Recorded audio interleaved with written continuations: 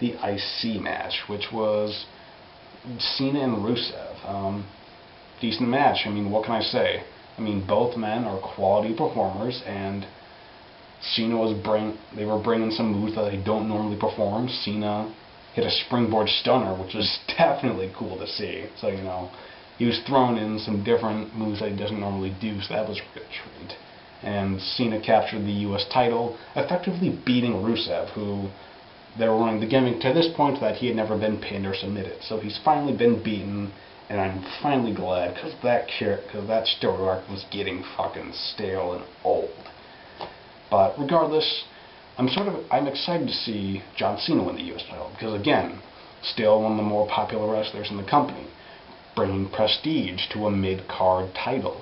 And although I think this could have been an opportunity to turn him heel, though, because we saw him get a lot of boos during the match, and a lot of boos when he went on Raw. And with that heat, I think they could have channeled it into him turning heel, saying, "I fought for America and you don't support me, so fuck y'all."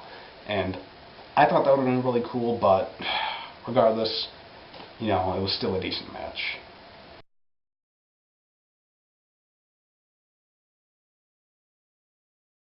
So with that, we transition into the Divas Tag Team match, AJ Lee and Paige versus the Bellas.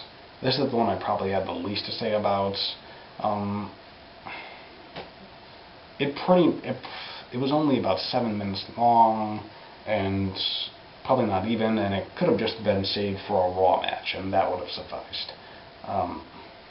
I like AJ Lee and Paige as performers. The Bellas, but they definitely have improved, so I'm hoping that it gets better from there, and let's see what happens.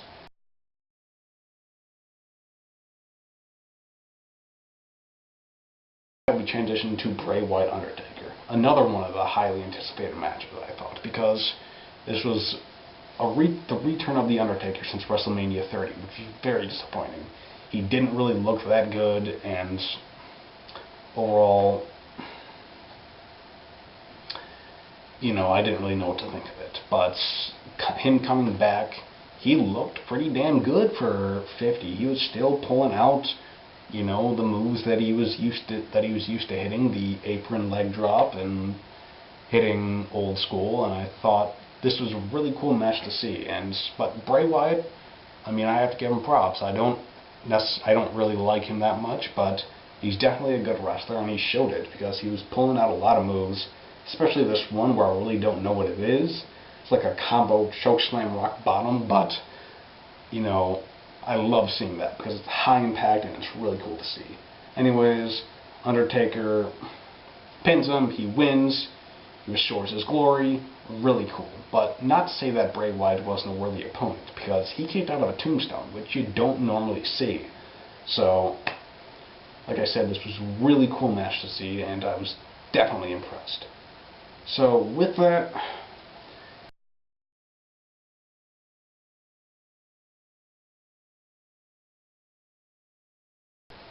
we go into the main event, Lesnar Reigns.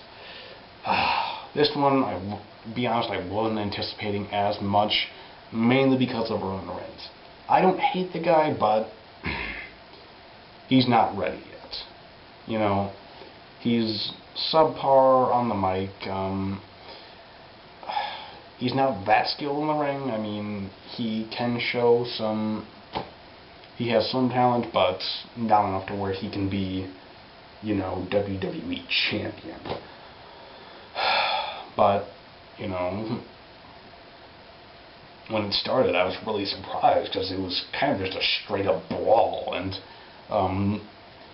Roman was just sort of taking a beating, and I think we all know where Suplex City bitch comes from, because Lesnar's the straight up beast, as we all know, put on a hell of a performance. That's not to say that Reigns didn't try to hold his own, because he certainly did. He had a couple Superman punches, hit a couple spears, he kicked out of an F5, not to mention taking 3 or 4, which is very impressive.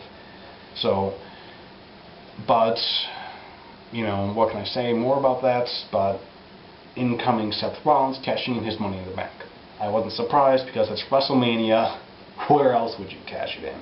So he cashes it in, curb stomps Lesnar, curb stomps Reigns, pins the challenger Reigns, not the champion Lesnar, for the WWE Championship.